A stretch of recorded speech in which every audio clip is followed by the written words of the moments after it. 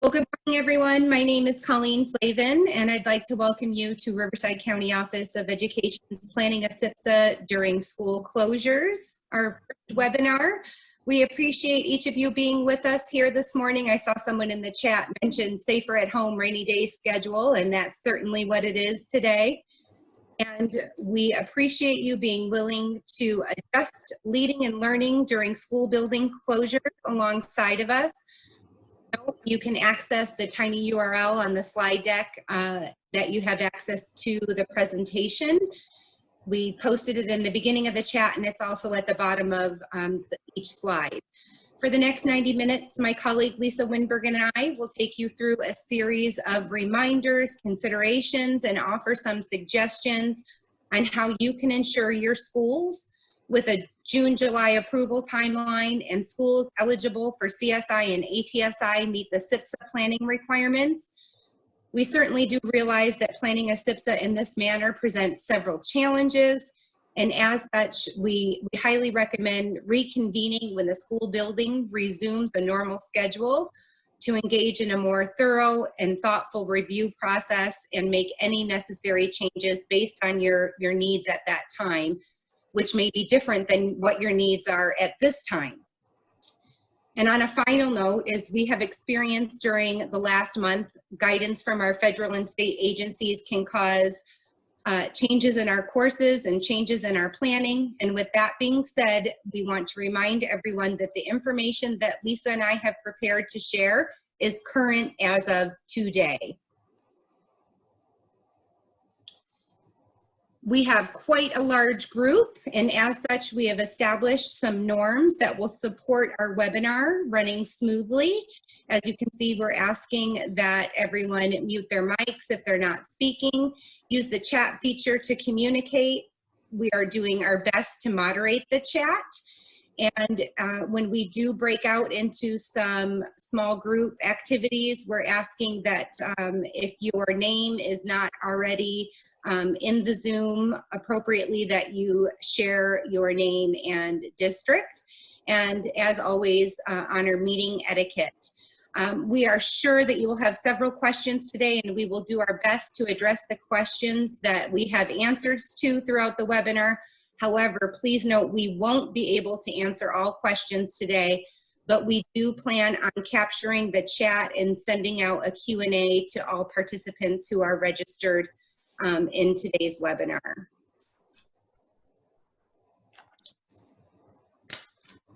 In this webinar, we plan to include tools and strategies that will support LEA and schools in preparing a SPSA to be approved in the June-July timeline, and again, meeting those CSI and ATSI requirements for schools eligible. Our goal is that we can support you in capturing a needs assessment, completing the annual evaluation, and the resource inequities section and evidence-based intervention section that is required for CSI and ATSI, and support you to our very best in planning virtual school site council and ELAC meetings.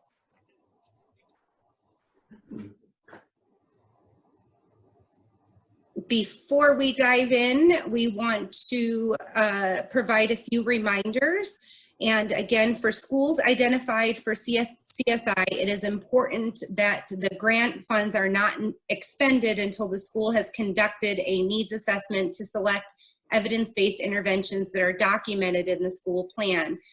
And remember, at present, the 1920 CSI grant began in this March, and ends in September of 2021. So a few general reminders as we move on to the planning requirements. ESSA requires that all schools that are Title I and operating a school-wide program, and schools identified for CSI and ATSI develop a school plan. And as we know, Assembly Bill 716 has streamlined those planning requirements for federal and state requirements through the SPSA process.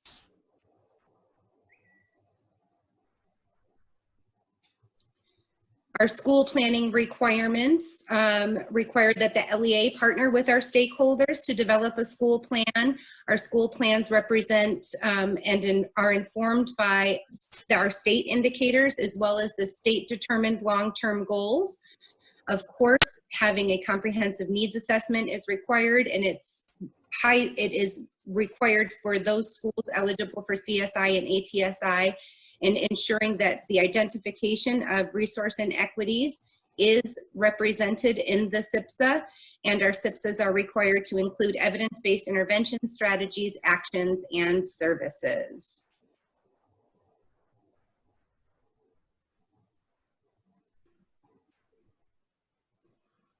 Our SPSA planning requirements also include identification of how our plans will be monitored and evaluated, include goals to improve our student outcomes, including addressing the needs of specific student groups, as well as including our proposed expenditures.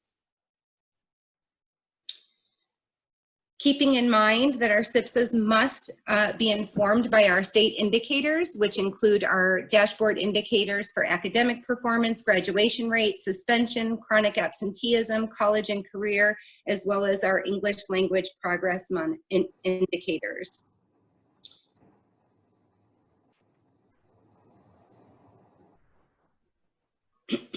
We wanted to take a moment and review the state determined long-term goals from the California SS Consolidated State Plan, which there's a link to if anybody's very interested in digging into that document. As we are finding that the uncertainty of our dashboard in the upcoming school year, a guiding practice that may be helpful to schools as they're generating their SPSAs is looking at what the long-term goals. So we do know from the SS State Plan that the ultimate goal is to reach the high status in English language arts, math, English learner progress, college career readiness and grad rate, and of course to reach the low status in suspension and chronic absenteeism.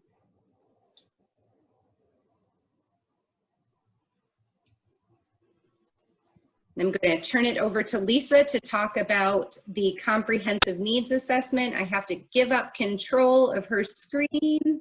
There you go, Lisa.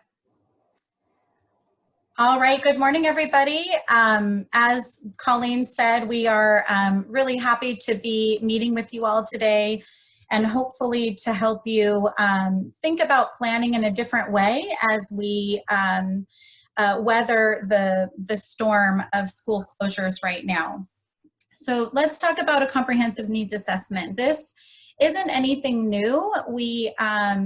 This would be a requirement regardless of your buildings being closed or not, but we might be engaging in a little bit more of an abbreviated process. So many of you, I'm sure, have started this comprehensive needs assessment back maybe in January. This might be something that appears on your school site council agenda every time you meet. So for those of you who have begun this process, we're just telling you, let's sort of in a rapid way kind of get this wrapped up so that you can engage in some school site council meetings and get your plan moving along. So we don't want to take away from any work that's been done up to this point, but the needs assessment, it is the first step in developing a school-wide plan. It should help you to identify strengths and challenges of your school. And it really is an opportunity to determine root causes.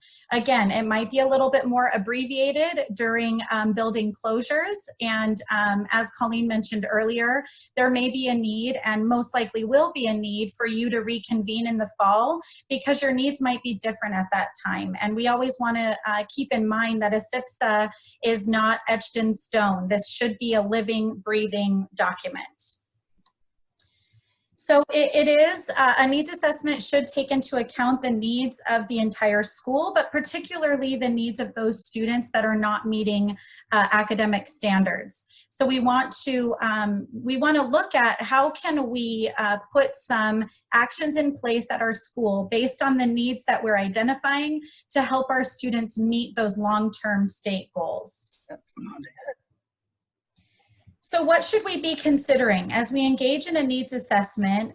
These are questions that you should be reflecting on privately as a school leader, but also with your school site council. So what should we be thinking about as we think about our school context, as we think about our school culture, as we think about the local context of our district? So just take a minute and read through these questions here.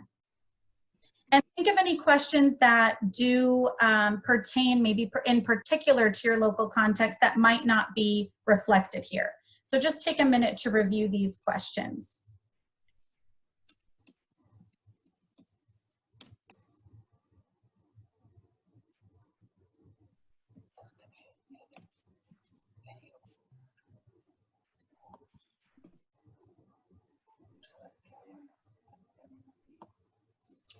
So we want you to keep these in mind as we continue through this process.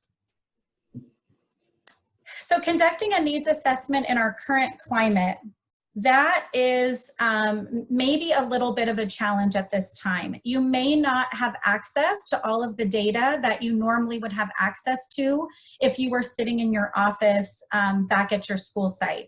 So that might be one little reframing that you might need to do. Think about the data that you do have access to. What is available to you? Your local achievement data. Do you have a system such as Illuminate or another data warehouse? Maybe you have a local, I know we have some school districts here in Riverside County that have very robust data dashboards. Do you have access to that during these building closures?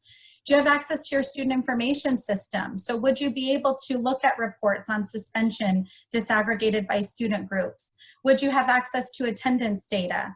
Of course, we all continue to have access to the California State dashboard. Do you have access to classroom observations? Were those maybe being recorded through a digital tool? Was that something that you were capturing maybe through Google Documents? So is that something that you might continue to be able to access?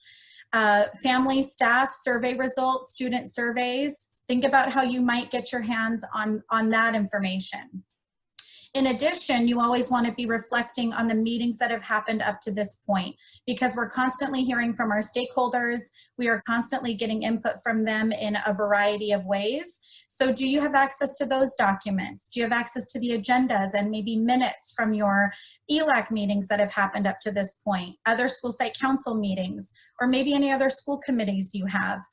We have a strong representation of ATP in our county, which is our Action Teams for Partnership, and that might be some valuable data for you to consider. So just think through, what do you have access to despite your building being closed? What are you still able to get to digitally? So you want to gather all of that data so that you're considering it as you go through your needs assessment. Of course, if you are a school that's eligible for comprehensive support, this should be done in partnership with your LEA. So the LEA should be a sounding board for you. That should be somebody that you are going to as a thought partner to really think through this needs assessment process. Another piece of this needs assessment is going to be an evaluation of the current actions that are in your SPSA for the 1920 school year. So this also is critical to determining what are we going to move forward with next year. We use the phrase here in Riverside, I think it's becoming a phrase across the state, of adopt, adapt, and abandon. So we really need to go through that process for every action that's in our current SPSA and look at what is working. Why is that working? What are we seeing about that action? What's not working? What is some data, what is the data telling us about some things that maybe aren't being as effective as we had intended them to be? And what are some modifications that we might want to make as a result of that data that we're collecting? So this can be done through collecting qualitative data, also quantitative data. For some of our actions, we might have both. For some of our actions, we might only have one or the other. We might only have classroom observations or staff surveys or parent surveys. So we might only have that that qualitative data for some of our actions, but we might have hard and fast numbers, some data that we can run in regards to who is being affected by these different services that we're providing.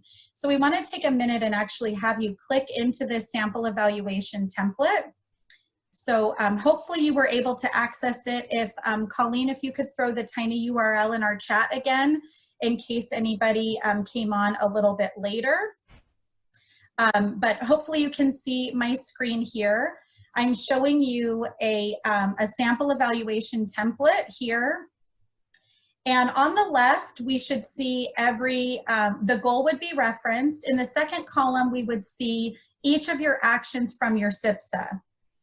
And it should be all of them. And I know some principals might think that is a little bit cumbersome, but that's really that's our charge as a school leader, to ensure that all of our federal money is being spent in a way that is closing the achievement gap for our low-income students, our English learners, and then of course if you have your supplemental concentration grant money reflected in your SPSA, also our unduplicated pupils, so our foster youth as well.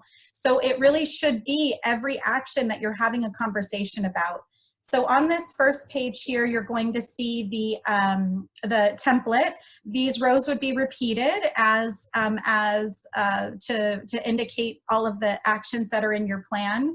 And then we also have some samples down here. So we wrote a sample evaluation for instructional aids. What would that evaluation look like? And then we have another one here for materials and supplies. We tried to select things that are pretty common in school plans.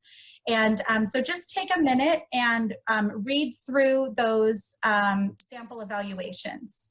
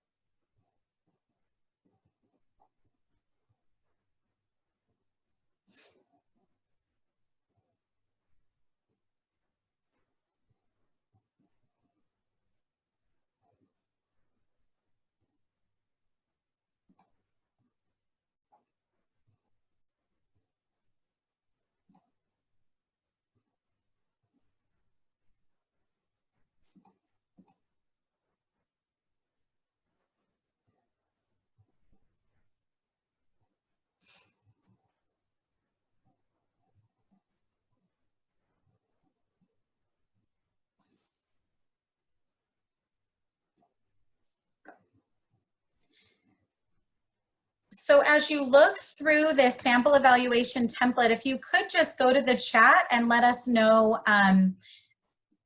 any questions you might have about it, any ahas.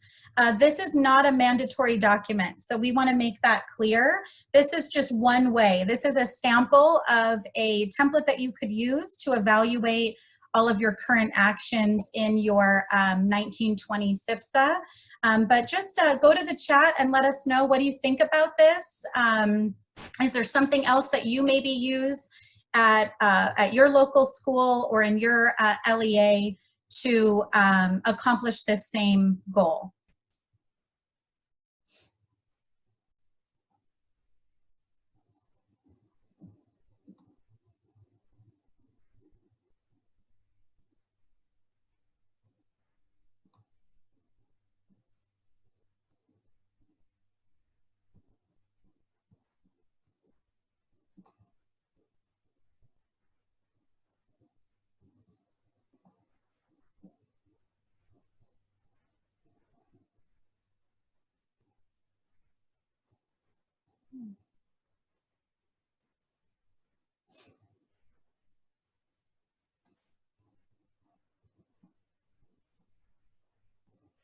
All right, it looks like some people are using this already.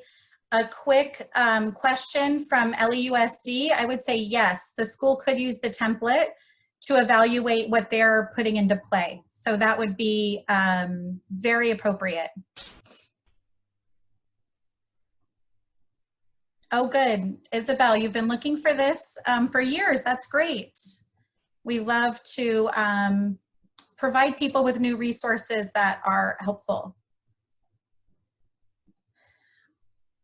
All right, so we are going to move along, but I saw some people having some issues with the tiny URL. Hopefully that's been fixed. If it hasn't, let us know and we can look into that.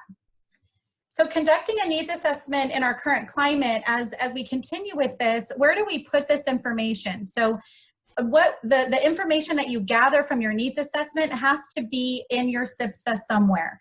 This could look different depending on the template that you're using. So we know here in Riverside County, a lot of our LEAs, most of our LEAs use document tracking services, which is why we chose to use that template as the example for this slide. But please know, we know many of you did get templates approved through the state. If you are eligible for CSI, that was necessary. Others of you are using templates that you've used for a long time because maybe you don't you're not a school that's eligible for comprehensive support, and you have a template that's working for you, and that's great. So this is not a steadfast section that you're going to see in every SPSA template. But in the DTS template, which is an enhanced version of the state template that DTS had approved by CDE, this would be one place for it to be reflected. So they have a lot of data tables in their template, and at the end of each data table, there is a section that says conclusions based on this data.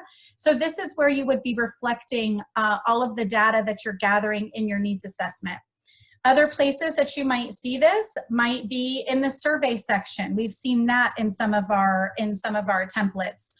There's a section in some that we saw called classroom observation, a review of performance, identified need in the goals section. That seems to be pretty common in most of the templates that we look at.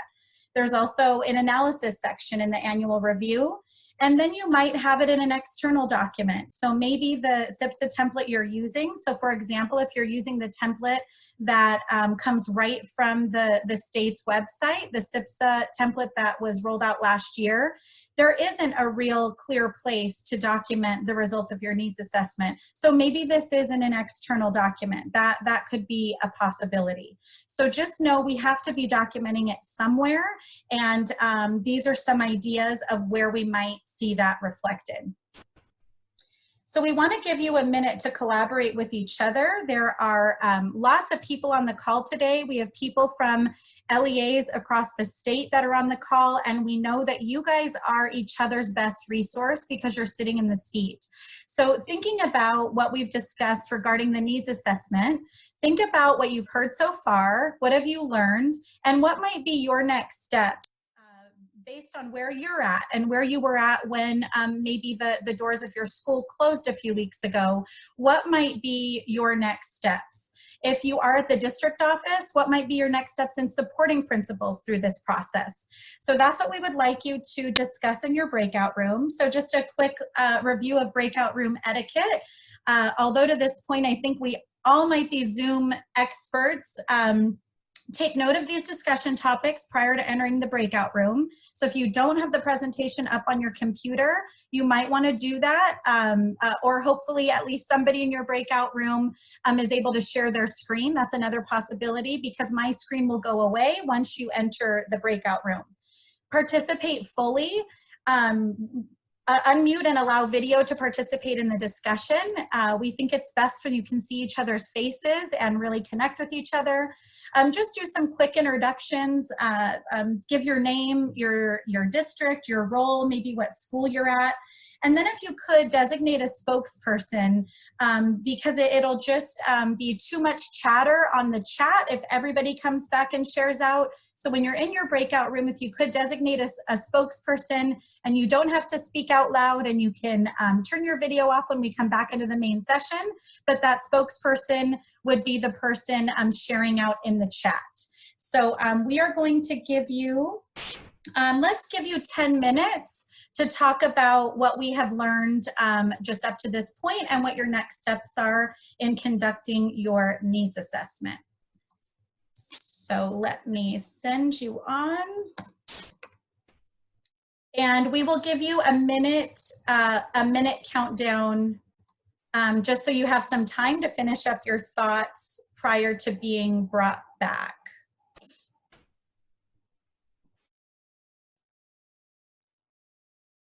There we go. Resource inequities at their school site, and this example includes inequities identified by both student group and state indicator. We ask that you take a moment and read the example, and as you read the example, consider the questions at the bottom of the slide. And just a reminder, I'm going to say this one more time, that this is required for schools eligible for CSI and ATSI, but sites not eligible do not need to complete this section within their SPSA. So again, just take a moment, review this example with the questions at the bottom of the slide in mind. Okay, thank you for reviewing that example of resource inequities. One of the reasons why Lisa and I selected to put this activity in our presentation today is because as we have been out supporting schools and districts eligible for support and improvement, we noticed that within the SPSAs, many of the resource inequities that were identified were the challenges that students came to school with versus the disparity of resource allocation at the school site or within the LEA. We'd like to give you an opportunity to discuss this in a breakout room following the same breakout etiquette as we shared in our first activity, and keeping in mind the discussion around how could the school adapt their current actions to address these inequities. Should current practices and strategies be abandoned, or are there new actions the school could develop to address these resource inequities? We're going to cut the breakout discussion a little bit shorter this time as it is around a more narrow focus, and we'll follow the same protocol that when we return, the designated spokesperson will share comments and or questions from their conversation in the chat. So I'm going to turn back control to Lisa so we can put you into breakouts and you can engage in this conversation.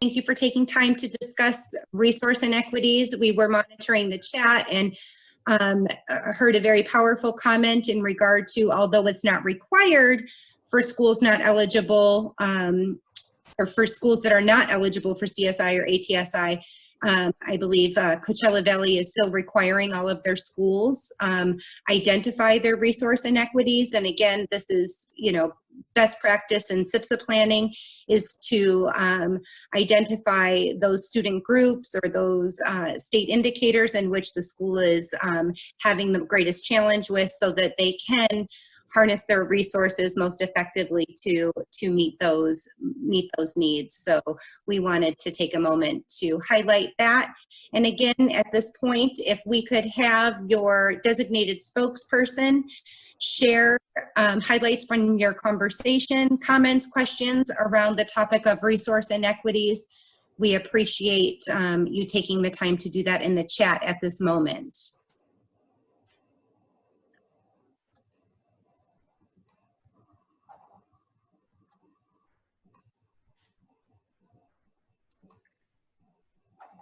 We see a comment about where and how we be able to access the webinar. Lisa and I will do our best to edit out our early morning bloopers and get a recording with the Q&A out early next week.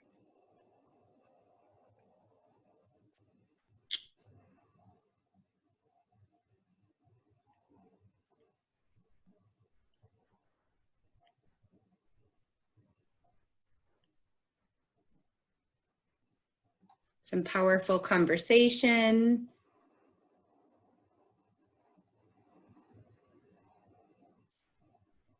I agree, Jeanette. Identifying resource inequities is simply a good practice.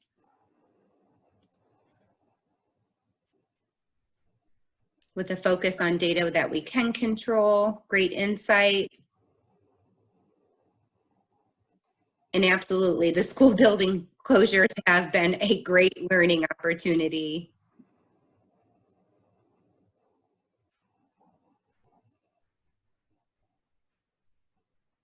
As a team, going back and looking at criteria about who participated with specific resources and adding a goal specific to African American Black students, great idea.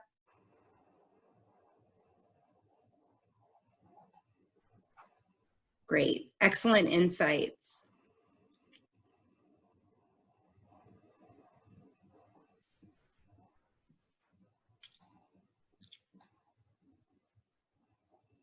How to focus on instruction and programs and allocation of resources to support student growth.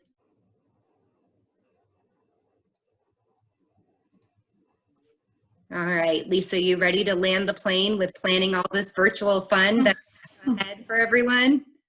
I am ready. All right. All right, so here is really the heart of our discussion today, which is how do we plan this all? So how do we prepare for the virtual meeting? And we heard at the SFPD meeting held by CD on March 20th, that there is greater flexibility in holding stakeholder meetings virtually. So what do we want to consider as we do this? So first off, you want to consider if your bylaws reference in-person meetings. So if that's the case, when you look at the bylaws for your school site council meetings, you may want to consider your first agenda item to be gaining consensus as to the fact that the virtual meeting will substitute for an in-person meeting during building closures. Next, how do we let everybody know that this meeting is going to happen? So we want you to reflect on your current process. So if schools were not closed and you were going to hold a school site council meeting, how does that notification happen? In my experience, it is done by posting a flyer in the window of the office 72 hours in advance. I have seen it posted on a school calendar. So maybe it's in your calendar that's sent out in your student handbook at the beginning of the school year. So maybe it's in there. So maybe that part has already been done. I know some people use phone blasts. So when I was a principal, that was our main method of communication, was sending out phone blasts. But now things have evolved. You might use text blasts, email blasts, etc. So we want you to reflect on the current way that you would be notifying your school community that this school site council meeting is going to happen. And we encourage you to use that same method of communication. So here we're talking about email, but there may be another way. So adapt our recommendations here to whatever that current method is that your school community is used to. So you want to ensure that they're getting it at least 72 hours in advance.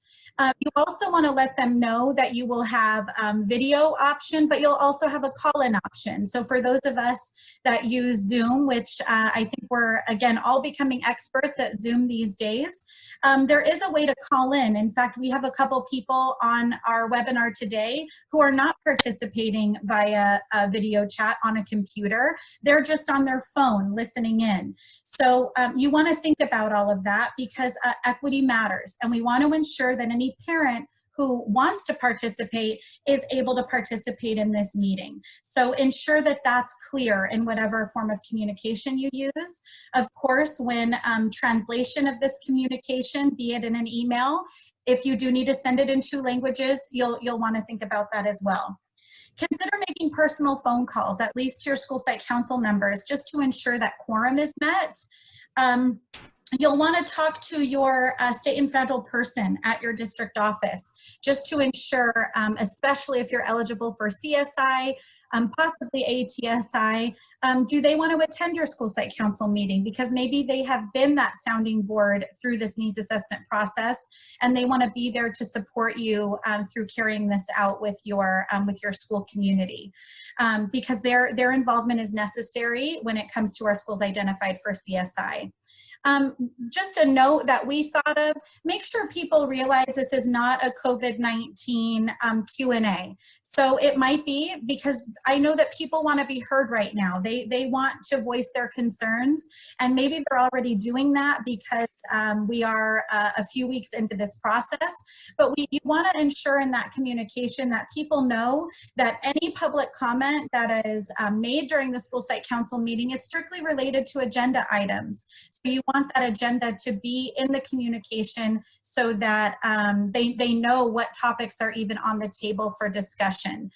Maybe give them another forum. Maybe there's somebody that they can email their COVID-19 concerns to. So just something to think about. Maybe that's not necessary in your school context because you guys are already on top of that and parents already know who to go to or how to make contact if they have concerns related to building closures. But you just don't want your school site council meeting to lose its focus. We talked about translating the email, but we also need to think about interpretation. So when you're holding this virtual school site council meeting, is there going to be a need to have an interpreter on the call? If that is something that would normally be available at your school site council meetings, you're going to need to make that available at this virtual school site council meeting. That will make for a meeting that is maybe double the length, because you are going to have to pause every minute or two for your interpreter to interpret what's been said. There has been some discussion about holding a separate meeting in Spanish, and we do not recommend that. You really need that interpretation to be happening in the moment, because your parents that speak the other language, they need to hear the sentiment of what's happening at that school site council meeting. A separate meeting would just bring a different focus. It wouldn't be live and in the moment, and it wouldn't be the same. It would be a different meeting. So we are not recommending that you hold a separate meeting in another language. We are recommending that if interpretation is needed, that you do it concurrently.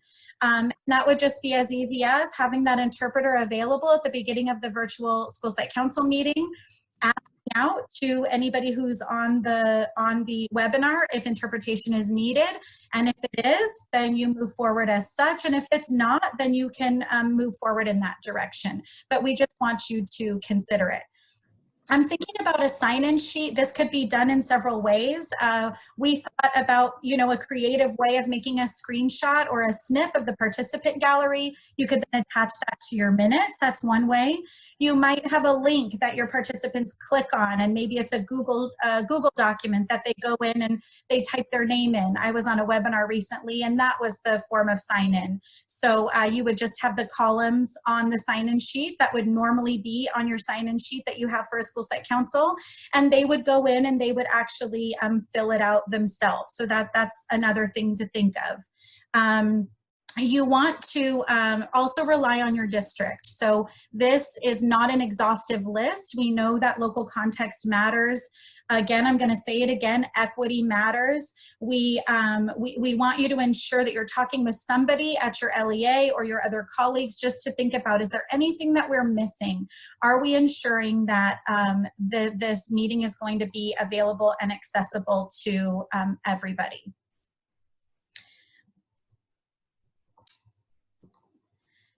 So what's going to happen at the meeting? So we're suggesting that you have 2 meetings between now and your SPSA approval time. So your first meeting would be would be here. This is where we're going to discuss the evaluation. We're going to discuss all of our actions from 1920. We're going to go through that adopt, adapt, abandon process. Now, of course, we're not coming to our school site council with all the answers. We want their input on these actions that were in that 1920 plan. But the principal needs to have thought this through prior to coming to this meeting, because you want to have that data available for them. You want to have the data available to them that you were considering as you thought through, would I do this again next year? Would I need to modify this in some way? Or is this action, does it just need to be thrown out altogether? So you're not coming to them with all the answers. You're coming to them having processed through these things yourself, and then you're giving them an opportunity to give their input. That is really, really important. You want to meet quorum as well. There was an executive order by the governor that stated that meetings that are held that follow the Brown Act, maybe quorum isn't necessary. We are not advocating for that with the school site council meeting. He was definitely talking about a wide variety of meetings that happen throughout the state and wasn't speaking in particular to education. So again, this is just mine and Colleen's recommendation. We feel that quorum is really, really important when it comes to a school site council meeting, because if you do only have one half, that school side of your school site council that's present and it's absent a discussion with your parents, we just don't feel that that would be really good practice. So we are recommending that you meet quorum for a 10-member school site council meeting. That of course would be 6, that would be majority. So that's just, again, our recommendation. You would bring that evaluation template that you, the one that we just shared previously, if that's something that you want to use. You're going to bring that data, your insights, and then we get into this conversation about evidence-based interventions. So we linked in some resources here. I wish we had time to go into them today, but we don't. But please, after this call, you can click in there and see some resources. For our schools that are eligible for CSI, this is critical. So this isn't a time to just choose random actions just to see if they might be a fit. We want to ensure that we're selecting evidence-based interventions in order to move our school forward, in order to move all of our student groups in a positive direction in reaching those statewide goals of getting to that high status. So there has to be a lot of thoughtfulness around what it is that we're going to implement. So there's a link there. Again, that could be a whole other hour-and-a-half webinar that we just don't have time for today, but just keep that in mind. And then you're going to lead a discussion around the evaluation, get their input so that you can come up with that sort of final draft of your plan. Now, what's going to happen at the second meeting? So at this meeting, your school site council would be reviewing and revising and approving that 2021 SPSA. So at this point, you would have taken their feedback from meeting 1, you would have applied their insight and input on all of the actions for 2021, and you would come up with this draft prior to the meeting. You want to ensure that all of your funding matches. So remember that we have that budget page that we have to ensure that the dollars that are in the plan, both Title I and CSI, are mandatory. Other funding sources are optional. It is very, very common now to see supplemental concentration grant allocations, school site allocations reflected in the SPSA. So that is a district option. That is something that I personally support. I just think that the transparency is great for your school community, but that is something that you would have to rely on your district to determine. You would get those final plan recommendations. And then how are you going to get that approval? So we're trying to think of creative ways. If you're using Zoom, the poll feature might be something that you want to consider. And then you could take a screenshot or snip of those poll results and paste them into your minutes. So that's one option. definitely not a mandatory thing. You could come up with something else creative, but we just thought in this virtual format that might be a way. If you have several members that are calling in, maybe the poll option isn't going to work for you. So you'll just have to gauge, remembering that you want to ensure that everybody's voice is heard. So those are just some things to think about.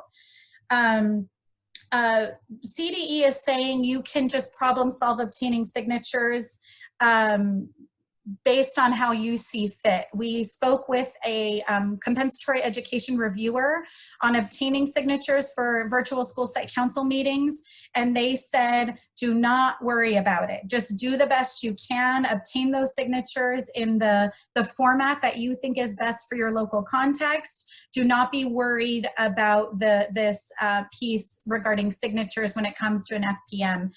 And with FPM in general, I can tell you, they know that there is a need for flexibility. So if you are concerned about that, reach out to your CE reviewer in particular. But all of my conversation up to this point, I have been told very clearly, don't stress. If you're on deck for an FPM next year, they know that you guys are having to be creative in creating these plans right now. And they're expecting that a lot of flexibility is going to be needed. Just one other quick option about obtaining signatures is, you know, when you come back face to face in the fall, maybe you obtain those wet signatures, if you will, on the document at that time. So with that, of course, we need to talk about virtual ELAC meetings. So the plan isn't much different than it would be for your school site council. So how do you currently advertise for your ELAC meetings? What does that process look like? Lean on that. So how do you turn that into a virtual format? So if you normally send home a flyer with all of the your English learner students, maybe you want to consider sending home in the mail a flyer letting them know that this virtual meeting is going to happen. Here's how you could sign in if you wanted to participate with video. Here's the phone number for you to call in if you want to participate by phone. Maybe that's what you do. If it's, again, posted in your front office, how do we turn that into a virtual communication? I know, again, as a principal, like I said with my school site council meetings, we used phone blasts. So I would send it out in two languages, in English and Spanish. I would do my phone blast out to all of my English learner students, and that's how I would notify them of the meeting. So you want to rely on what you've been using up to this point to notify your school community about these meetings. The ELAC meeting is necessary in the way that you need their input on the SPSA. So this could happen prior to meeting 1 or after meeting 1, but it definitely needs to happen prior to meeting 2. So you're not going to hold that second meeting with your school site council until you have received input from your ELAC. So that timing is really important. You'd be presenting very similar material at your ELAC meeting as to what it is you're presenting at meeting 1 for your school site council. At that point, you could decide, again, based on past practice, does the principal normally speak on behalf of the ELAC at your school site council meeting, or do you actually have an ELAC representative that attends that second school site council meeting? Based on past practice, I would encourage you to continue with whatever is the norm for your school site. So if an ELAC representative normally attends that meeting, I would continue to have them attend that meeting, that virtual second meeting. So here are just, again, some things to consider here on this slide, but their input is definitely necessary. Equity matters. We don't want to lose their voice in this process. So think about what it would take for you to have a meeting, an ELAC meeting that's as successful as an ELAC meeting in person. What would that take? So what does your normal attendance look like? How many parents are there? How do we ensure that we are following whatever that norm is for our school when the building is open? So we are running out of time, but we think that this is a really great opportunity for you to once again talk with your colleagues. I shuffled around a couple of the breakout rooms, so don't worry if you have different people in there than you did before. Most of them are the same, but please take a minute to talk about what did you hear, what did you learn, and what are your next steps in planning the content for a virtual meeting and in planning the logistics for a virtual school site council or virtual ELAC meeting. So we're going to send you to your breakout rooms. Let's give, I'll give 5 minutes. I know that's not too much time, but hopefully it's enough to chat with some colleagues about this topic. So we'll see you back here in about 5 minutes. As you come back from the chat, or I'm sorry, from the breakout, go to the chat and please have your spokesperson share what was discussed.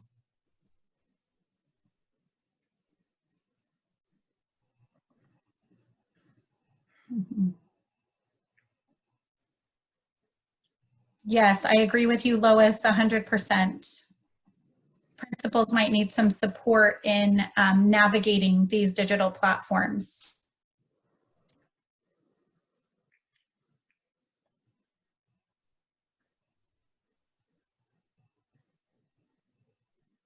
Yes, definitely, Kim. You'll need to know who's on the phone call, because right now, people that are on by phone, I only see their phone number. So that absolutely, you'll have to have them let you know who they are.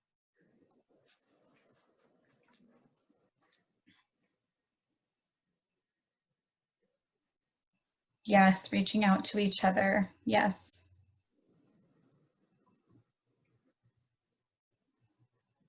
Number of meetings needed could be a challenge.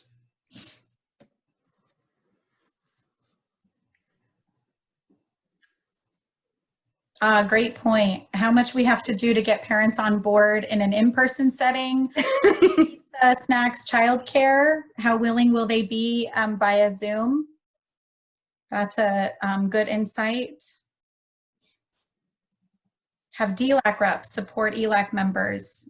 Oh, that's a good one. Navigating Zoom, that's great. Can you record the meeting? You would need to have consent of everybody, or there may be a 24-hour recording notice. I don't know the ins and outs of that. That's a good question, but we will, anything we're not able to answer today, we will be documenting the chat and we'll send it out in a Q&A. So let us follow up on the idea of recording the school site council meeting, because I only have feelings about that rather than surefire advice. So just one more slide. Please continue sharing in the chat. We appreciate all of the discussion that's happening there.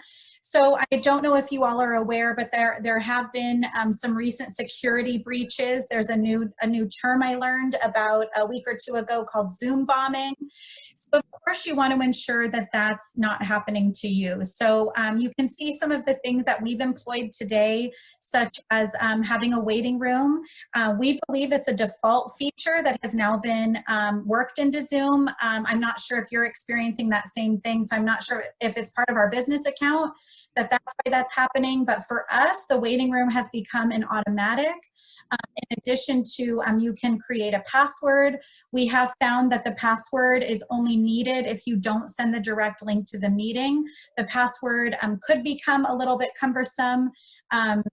There's something about requiring authentication. Colleen and I played around with that.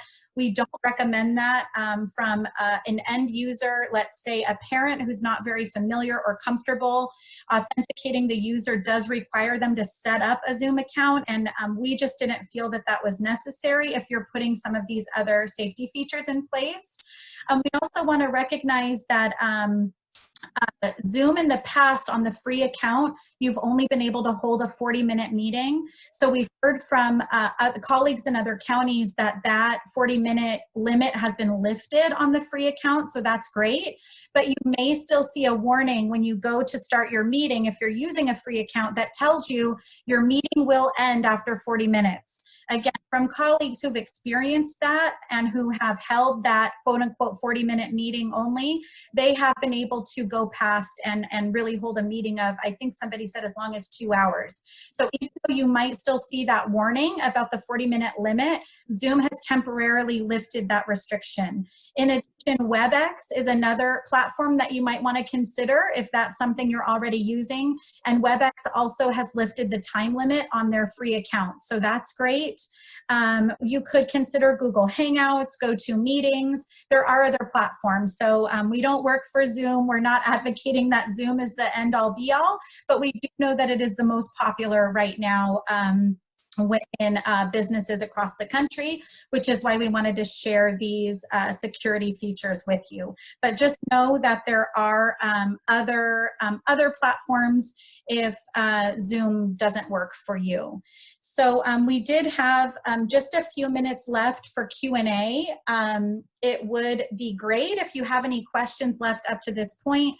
We'll go over to the chat just to see if anything has come up that we can answer.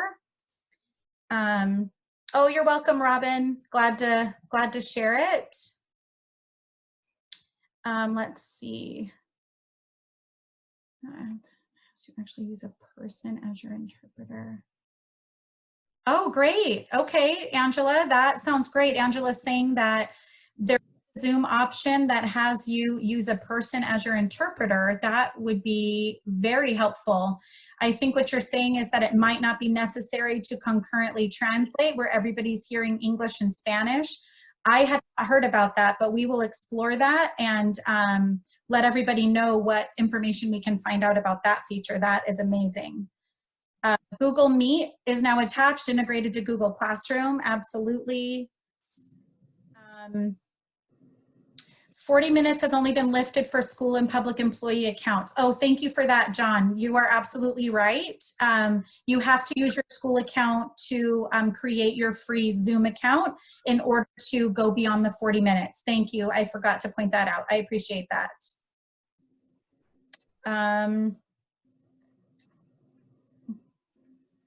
That is awesome. You're welcome. You're welcome. Digital translation. I think it depends on how good that translation is. If you have a way for that to automatically happen during your virtual meeting, I would say that could be a tool that you use. I would just test out that digital translation to ensure that it's capturing everything that's happening in the meeting, and it would also have to be able to translate what the Spanish speaker or other language speaker is saying back into English. So as long as it's two-way and we've tested it out and it is a reliable tool, I would say go for it. Oh, somebody else mentioned the Zoom translation. I'm excited about that. I'm going to look into that today. Let's see. Do you see any other questions that I'm missing, Colleen? The last question, are the slides already available for us to use the templates? Mm-hmm. Yes. Yes. Yeah. So the links in the slides can be copied and used for your personal customization. Do you want to throw the tiny URL in there one more time, Colleen, just in case you didn't grab it?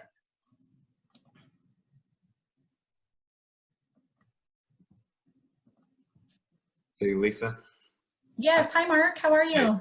Good, good. Say I posted a question, but is it appropriate to complete the SPSAs with the LCFF and Title I funds and then wait until the fall revision to do the CSI portion? We just, we were in the midst of doing it and we just really did not have the district input and involvement that we would like to see. Yeah, so this is all of, none of this is mandatory. I want to be clear about that. So depending on your local context, if that's not appropriate and you're not currently spending those CSI dollars anyways, then waiting till the fall would be absolutely appropriate. If you want to continue with your SPSA as it pertains to your Title I money and maybe your the supplemental concentration grant dollars that you push out to your schools, and hang off on CSI, just know that we are not supposed to be spending any CSI dollars that haven't gone through a needs assessment and planning process. So if you want to hang on to that money and wait to implement actions in the fall, that would be appropriate. Okay, thank you. Great question.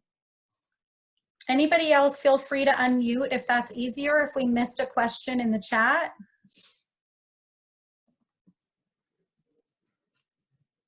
I have a question. So sometimes we have problems getting parents to show up for ELAC meetings. So if we try several times to get the parents to attend the meetings and they do not attend, then what? I would stop your process there and wait until the fall. Okay. So if you're not able at any point to get quorum, to get whatever your average or normal ELAC participation would be, I know that that's a challenge in a lot of schools, and it generally is a fairly small group because we've got to go back to who our ELAC members are. So going back to really the regulations around an ELAC. But if you're not able to get even that group of your ELAC members together, then I would put a pause on your planning and wait until you're able to garner that input. Thank you.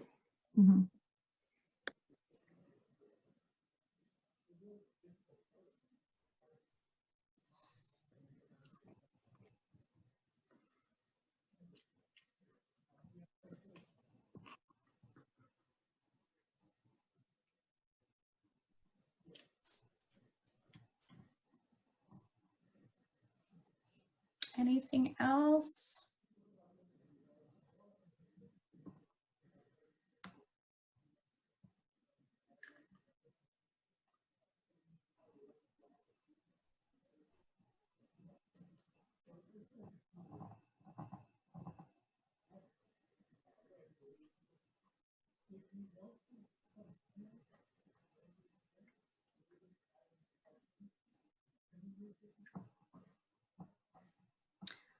All right, well, if we didn't get to your question, we will again be sharing out a Q&A to everybody that was on the webinar today. We are thankful for your active participation. It sounds like this was really helpful to everybody, so we hope that this allows you to continue in your planning process. These are our little cheerleaders to tell you we are all in this together. We are rooting for you. Stay in contact with your LEA, connect with the colleagues in your district. Don't hesitate to reach out to your county for support. Of course, that's Colleen and I for Riverside, but please reach out to us even if you're not in Riverside County. We are more than happy to be a sounding board for you to talk through some things that you're thinking about. We are here for you. Our emails are on the very first slide of this presentation. So again, just thank you so much for your participation, and we look forward to hearing from some of you in the near future. Have a great day. Thank you.